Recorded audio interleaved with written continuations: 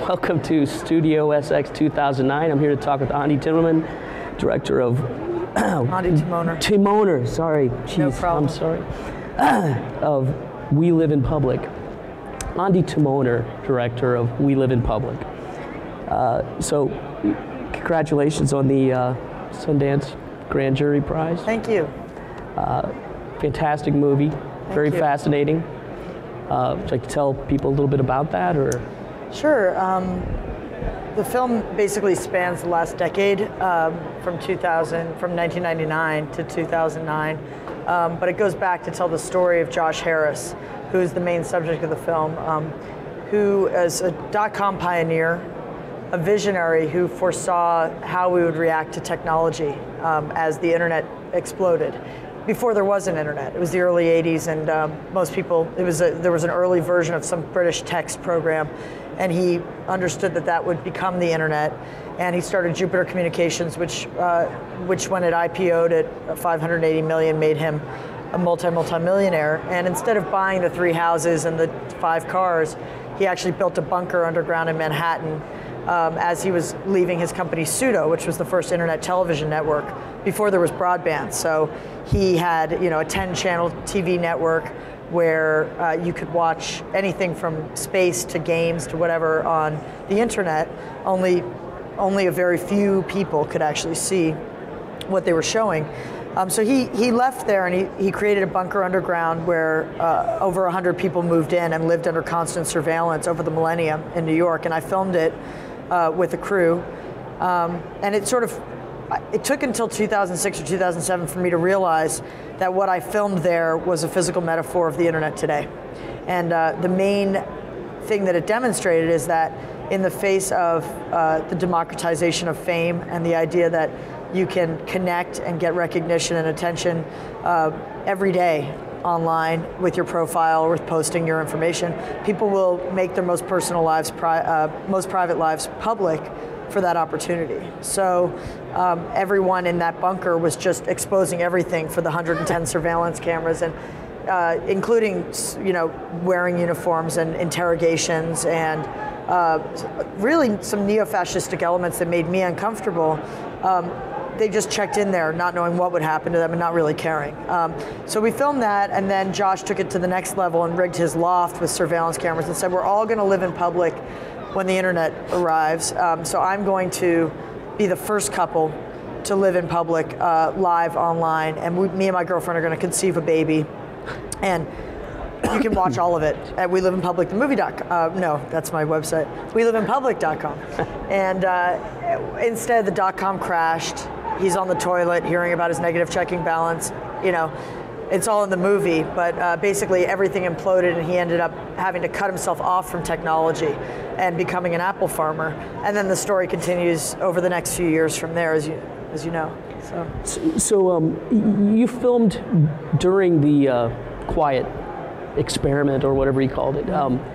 Were you locked in there with those people, or did you come and go? I was not locked. I was free to come and go. I had a pod, as it was called. Every pod in the bunker had its own surveillance camera and television and like TV set and its own channel.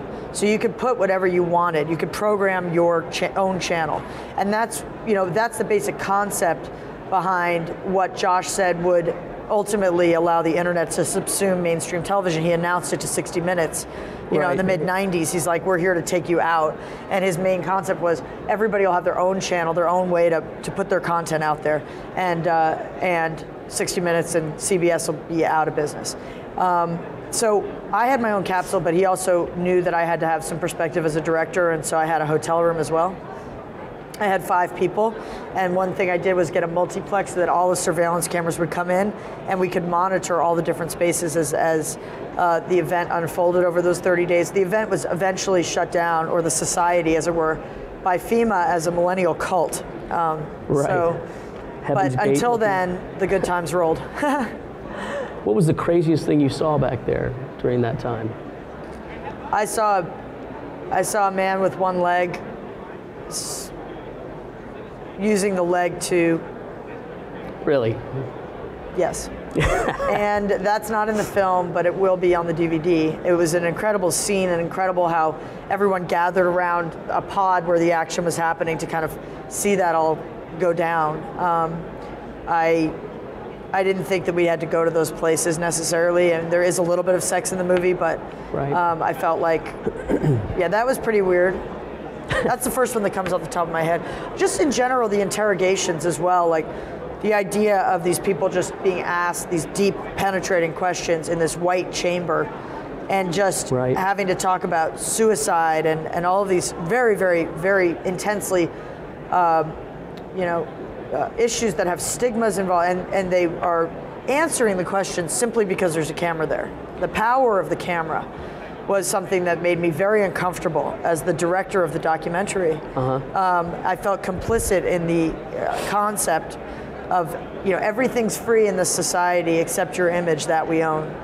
And that's really the link that I made when I saw my first status update from a friend on Facebook, and I realized eventually that everything that you put out there you can't really get back and make private again.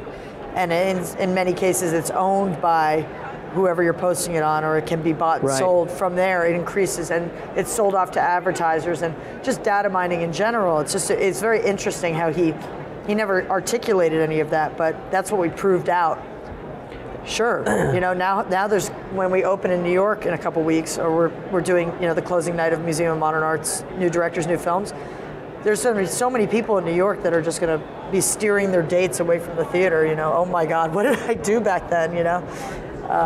So he, I think you describe him in the movie as part delusional and part visionary.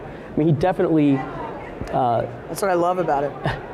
He definitely was dealing with concepts and themes that are, absolutely coming true now. But, would you say he was? Well, first off, have you talked to him since the movie was finished? And yeah. And yeah. Are you? He never left. We flew him in for Sundance, and then when we won, he never left. Has he got a new thing now, or is he moving away from Ethiopia? He wants to create an amalgamation of everything you see in the movie into one new project called the Wired City. The Wired City? So he's using this opportunity of being, really, he's up on this pedestal right now as somebody who really called a lot of shots in the internet, and he was basically a footnote until the movie came out. In the terms of everyone after version 1.0, everybody then knew who he was. He was the Godfather of Manhattan, but he was sort of lost in the annals of history, and a very short but long history it is. That's the other ironic thing about the film, is you're looking back 10 years, but it feels like you're looking back. It's incredible how his vision has come true so fast, and where it's going from here. He's been at some Q&As, and everybody's like, what's going to happen to us? Tell us, But what I love about him is that, as a subject, is that he's a walking cautionary tale. And he's an incredible visionary, but he's a cautionary tale because to him, growing up and raised by Gilligan's Island, and raised by the media, and raised by and loved by technology, and nurtured, as he says, by electronic calories, as many of our children are today, he fires a warning shot just in the film, because he mediates his whole life with cameras, and he's constantly seeking love. He wants to feel the adulation he sees that the celebrities have on the Carson show. So to him, attaining fame will maybe gain his mother's love, but if he can't have that, at least he can have the love of all the people that he sees love celebrities, and maybe he'll be happy that way. And I feel like that's something that happens in our society all too much, and it's causing a lot of unhappiness, actually. People feeling like they're missing something if they're not famous, and now with the internet, if I just expose everything, I can be famous, at least to 15 people every day, And his girlfriend was, in the We Live in Public thing, she was talking about the detachment and the way that, they started bickering and picking fights with themselves and taking sides with the people in the chat room, and trying to have an intimate relationship online. I talked to Julia Allison about that, who's one of the, I think she's the #3 web-ebrity in Manhattan or something, a favorite on Gawker, and she had a blog for a long time with her boyfriend, and they broke up on their blog because of a misunderstanding. that was made public in writing. And something very similar happened here where, you know, he had a pretty good relationship. For the first time in his life, he had love, a really loving relationship, and he decided to make that an experiment of living in public. And in so doing, she didn't want to sleep with them anymore in public like that. She felt like their fights were more like a show. And I think there's a huge fight in the movie between the two of them. Right. And I think you can see a certain moment at which there's a self-consciousness where they realize that their fight, that, you know, she screams a little bit too loud, right. you know, and then at the end of the fight, she looks at the camera. They both race to their computers to see what the reaction is. And then they race to their computers to find out what everybody's going to say and who won the fight, you know? It's pretty amazing. So do you have any tips for filmmakers here at South by Southwest? I mean, how do you pick such fascinating subjects? You said you kind of sat on this for, what was that, I was shooting 6-7 Dig, years? which was also Right. at South by Southwest and was also the Grand Jury Prize winner Right. at Sundance that year at the same time that I was shooting this, because they kind of went concurrently. But if you shoot something that is incredible or is unfolding, which is basically every human life, you know, my advice would be choose something you love and follow it over time, and have the patience to nurture that project over a long period of time. If you're going to do a documentary, that's the way to create a narrative documentary, an entertaining film that can have all sorts of other themes involved, and you can, you know, provoke great amounts of thought. But if you're not shoving it down somebody's throat saying, then this, and it's a historical film, you know, then it feels like an educational film. You can really educate through entertainment if you follow, if you put a narrative in.